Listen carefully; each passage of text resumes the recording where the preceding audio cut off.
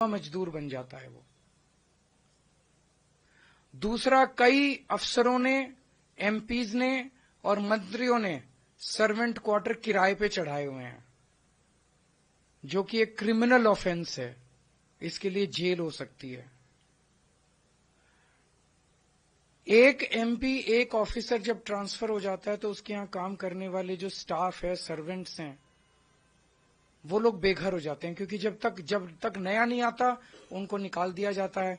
जब नया ऑफिसर या एमपी आता है, वो उनको रखे या ना रखे तो वो सड़कों के ऊपर आ जाते हैं। उनका बड़ा टेम्पोरेरी सा एग्जिस्टेंस है, एक बड़ा, आप सोच सकते हो कि 2 साल 3 साल रहेगा नहीं रहेगा, उसके दिमाग के अंदर लगातार there is no stability in his life, उसकी जिंदगी के अंदर कोई स्टेबिलिटी नहीं है। और जब वो सड़क पे आ जाते हैं, उनके बच्चों का क्या होगा, वो कहां रहेंगे, ये सारे। इसके लिए अब हमने, आज मैं आम आदमी पार्टी के साथ तरफ से 7 गारंटी अनाउंस कर रहा हूं इन लोगों के लिए। पहला, सर्वेंट रजिस्ट्रेशन पोर्टल। तो जब कोई व्यक्ति को, स्टाफ को निकाल दिया जाता है, कोई नया आता है, नए वाला कोई और रखना चाहता है, उसे ये नहीं पता मैं किसे रखूं, तो एक पोर्टल होगा जिसमें जो लोग अपनी सर्विसेज अवेलेबल कराना चाहते हैं, मान लीजिए कोई खाली है, वो अपने आप को रजिस्टर कर लेंगे, और जो नए आए हैं और वो सर्वेंट या स्टाफ ढूंढ रहे हैं, वो अपने आप को रजिस्टर करके एक दूसरे से मैचिंग हो जाएगी कि जो खाली बंदा है वो उनकी लिस्ट हो जाएगी, जो काम देने के लिए स्टाफ को ढूंढ रहे हैं उनकी लिस्ट, और ये एक दूसरे से इनकी मैचिंग हो सकती है। ये सर्वेंट रजिस्ट्रेशन पोर्टल बनाया जाएगा, इससे बहुत सारे लोगों की समस्याएं दूर हो सकती है। जैसे एक श्रमिक कार्ड हमने बनाया है, लेबर कार्ड, वैसा ही एक सरकारी सर्वेंट कार्ड या सरकारी स्टाफ, पर्सनल स्टाफ कार्ड बनाया जाएगा। और जैसे श्रमिक कार्ड के ऊपर सारी सुविधाएं मिलती हैं कई योजनाओं की, वैसे ही इन्हें भी वो सारी योजनाओं की सुविधाएं दी जाएंगी। एक सर्वेंट हॉस्टल या स्टाफ हॉस्टल बनाया जाएगा। किसी व्यक्ति को अगर निकाल दिया जाता है, उनके एमपीएस ऑफिसर ट्रांसफर हो गए, वो सड़क पे आ जाता है, तो टेम्परेरी कुछ महीने, कुछ साल के लिए वो उस हॉस्टल में रह सकता है, जब तक उसको फ्रेश नौकरी नहीं मिल जाती।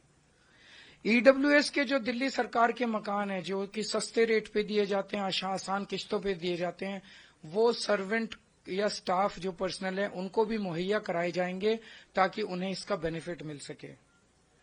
इनके स्वास्थ्य के लिए मोबाइल मोहल्ला क्लिनिक लगाए जाएंगे।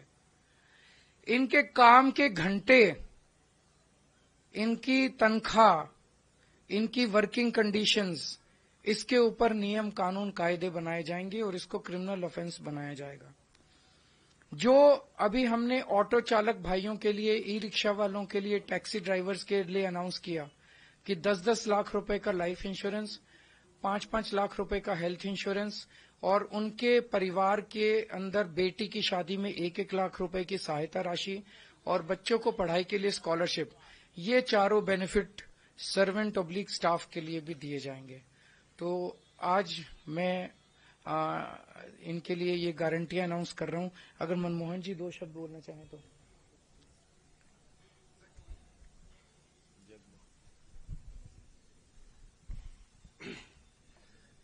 मैं सर का बहुत बहुत आभारी और धन्यवाद करता हूं कि एक यही है जो हमारे लिए इन्होंने इतना सोचा, हम लोगों की समस्या के बारे में सुना।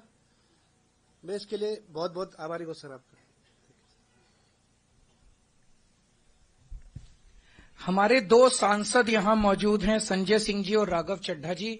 ये बड़े पुरजोर तरीके से इनकी आवाज को संसद के अंदर भी उठाएंगे और इसके बारे में केंद्र सरकार से भी बात करेंगे, बिकॉज मोस्टली ये लोग केंद्र सरकार के दायरे में आने वाले अफसरों और मंत्रियों के यहां काम करते हैं, तो उनके साथ भी इसको उठाएंगे। अगर संजय जी और राघव जी 2 शब्द बोलना चाहें।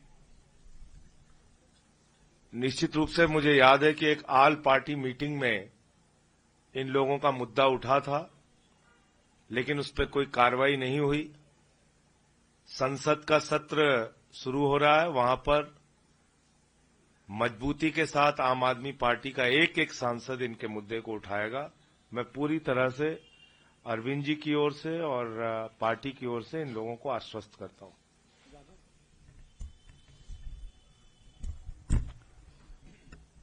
जैसा कि आप सब जानते हैं कि 31 जनवरी से यानी कि कल से ही सत्र पार्लियामेंट का भारत की संसद का शुरू होने जा रहा है। जैसा कि हमारे राष्ट्रीय संयोजक, हमारे नेता आदरणीय अरविंद केजरीवाल जी ने इंस्ट्रक्शंस दी हैं, आम आदमी पार्टी का पूरा जो एमपीज का ग्रुप है वो मिलकर और खास तौर पे संजय जी और मैं बुलंद तरीके से आप सबके विषय सदन में रखेंगे, सरकार के कानों तक पहुंचाएंगे और ये सुनिश्चित करेंगे कि इस पर सकारात्मक कार्रवाई जल्द से जल्द हो। तो दोनों जगह होगा। दिल्ली सरकार के अंदर जो मैंने ऐलान किया, ये सारे काम दिल्ली सरकार के अंडर में आते हैं, ये हम करा देंगे। और जो चीजें दिल्ली केंद्र सरकार के अंदर में आती हैं, उनके लिए हम केंद्र सरकार से इनके मुद्दे उठाने की अपील करेंगे। बहुत बहुत शुक्रिया।